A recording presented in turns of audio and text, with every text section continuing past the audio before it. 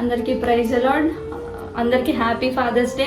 ఈ fathers day దినాన మీ అందరితో నేను ఒక అంశాన్ని తెలియజేయాలని ఆశపడతా ఉన్నాను.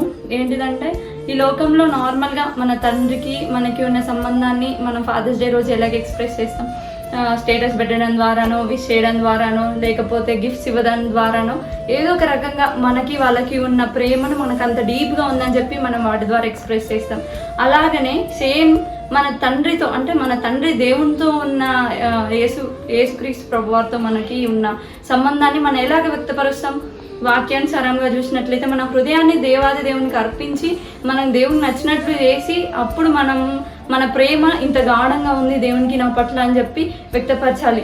ఈ లోకంలో మన తండ్రికి మనం ఎంతగా ప్రేమ ఇస్తాం, ఎంతగా వాల్యూ ఇస్తాం, అలాగనే మన దేవునికి కూడా మనం అలాగ ప్రేమ కలిగి ఉండాలని ఈ రోజు దినాన నేను మీ అందరితో తెలియజేయాలని ఆశపడతా ఉన్నాను. దేవుడు కూడా అదే ఆశపడతా ఉన్నాడు. నా బిడ్డలు నా మీద ప్రేమ కలిగి నేను చూపించే ప్రేమ వాళ్ళు కూడా నా మీదనే అలాగనే చూపించాలని ఆశపడతా ఉన్నాడు. కాబట్టి ఈ అంశాన్ని మీరు గమనించండి.